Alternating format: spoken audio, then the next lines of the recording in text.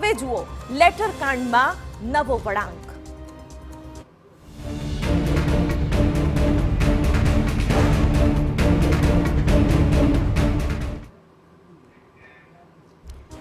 અમરેલીમાં ભાજપના કાંડમાં કોંગ્રેસે રાજકીય કળા કરી હોય તેવું લાગી રહ્યું છે।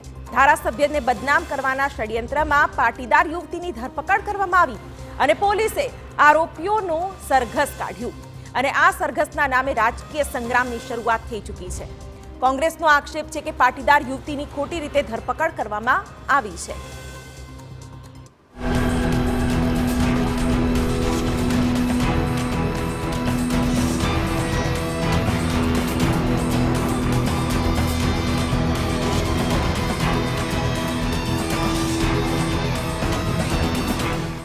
सरघस पर राजकीय संग्राम।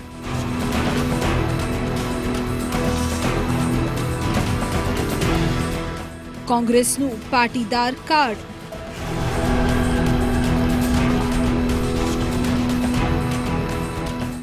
અમરેલી લેટર કાંડમાં નવો વળાંક, પાટીદાર યુવતીને ખોટી રીતે ફસાવી।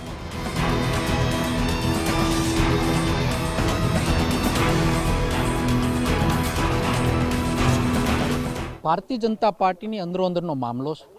અમારે બોલવાનો કોઈ હક નથી અને આ વાતમાં પડવાનો અમને અધિકાર નથી। એની પાર્ટીનો મામલો એ પતાવે। આની અંદર ટાઈપિસ્ટ તરીકે કામ કરતી એક દીકરી, એક સર્વિસ કરતી, નોકરી કરતી છોકરી, એને આરોપી બનાવ્યા પછી એને રાતના 12 વાગે ઘરમાં ધરપકડ થાય અને રિકન્સ્ટ્રક્શનના નામે જિલ્લા શહેરમાં ધાક ધમાવવા માટે દીકરીને આખું સરઘસ કાઢે। એની સામેના વાંધા સામે મેં સરકારને પત્ર લખી અને ધ્યાન ઉપર વાત લાવવાનો પ્રયત્ન કર્યો છે કે આપના અધિકારીઓ આ પ્રકારનું અમરેલી જિલ્લામાં વર્તન કરી રહ્યા છે।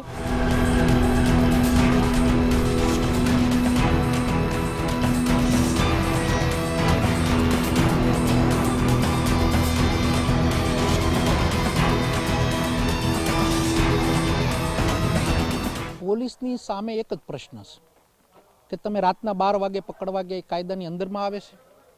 એવડો મોટો કોઈ ગુનો હતો? 302 નો આરોપી હતો?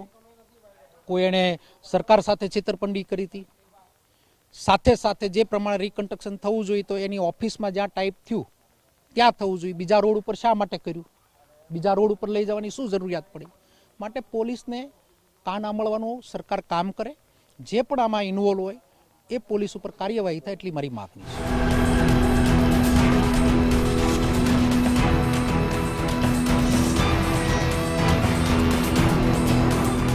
સમાજની દીકરી વહેલી તકે કઈ રીતે બહાર આવે જામીન પર, અને જામીન પર બહાર આવ્યા પછી આ દીકરી પરના દાગ કઈ રીતે દૂર થાય, આરોપીમાંથી એનું નામ કઈ રીતે હટે, એના માટે સમાજના આગેવાનોએ મહેનત કરવાની છે।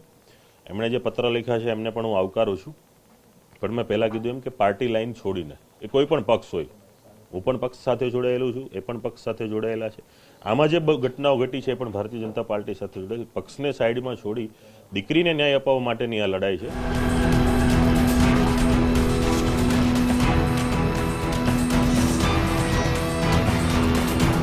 સન્માનના હિતમાં પોતાની વાત અને પક્ષ મૂકવો જોઈએ અને ખાસ કરીને સમાજના અગ્રણીઓને પણ મારે કહેવું છે કે આજે સમાજના મોટા મોટા ફંક્શનોમાં, મોટા મોટા સ્ટેજ ઉપરથી ઘણી બધી નારી સન્માનની અને સશક્તિકરણની વાતો થાય છે, યુવા યુવતીઓના સંદેશાની વાતો થાય છે, અને જ્યારે સમાજની અંદર, આપણા રાજ્યની અંદર આ પ્રકારની ઘટના બને છે ત્યારે છેલ્લા 4-5 વર્ષથી હું જોઉં છું કે રાજકીય પરિપ્રેક્ષ હોય કે સામાજિક પરિપ્રેક્ષ હોય ત્યારે આવા અગ્રણી વ્યક્તિઓ પોતાનો પક્ષ મૂકતા નથી અને ચૂપ થઈ અને ઘરમાં મોઢું સંતાડીને બેસી રહી છે।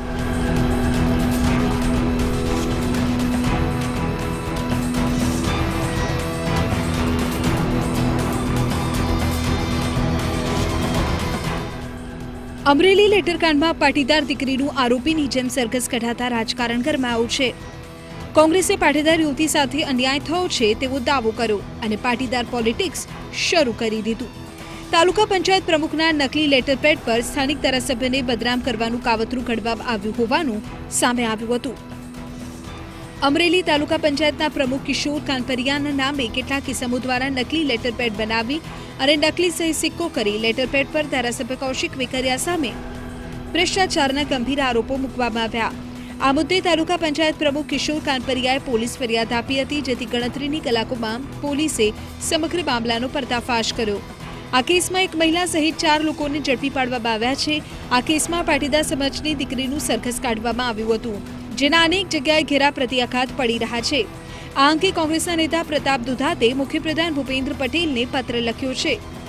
અમરેલી લેટરકાંડ મામલામાં પાટીદાર સમાજની દીકરીનું સરઘસ કાઢવા મામલે અમરેલી પોલીસના અધિકારીઓ સામે કાર્યવાહીની માંગ ઉઠી છે.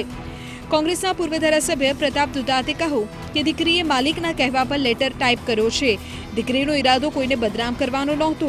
આથી પણ વધારે દીકરીની રાત્રે 12 વાગે ધરપકડ કરવામાં આવી. કાયદાકીય બંધારણ મુજબ રાત્રિના સમયે મહિલાની ધરપકડ ન કરી શકાય. રિકન્સ્ટ્રક્શનના નામે દીકરીનું જાહેરમાં પોલીસે સરઘસ કાઢ્યું. ભાજપ નેતાનું અહમ સંતોષવા દીકરીનું સરઘસ કાઢી આ કૃત્ય કરાયું છે.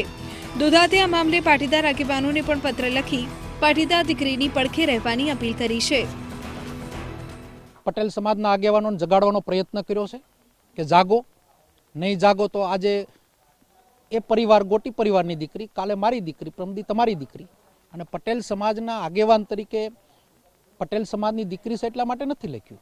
જસદણની અંદર બનાવ બન્યો તેથી પણ પત્ર વ્યવહાર કર્યો છે. બીજા બધા બળાત્કાર વખતો પણ પત્ર વ્યવહારો કર્યા છે. પત્ર વ્યવહાર કરવાથી સરકારને એક જગાડવાનો પ્રયત્ન હોય, એનાથી કોઈ અમે સરકાર પલટાવી નહીં શકીએ.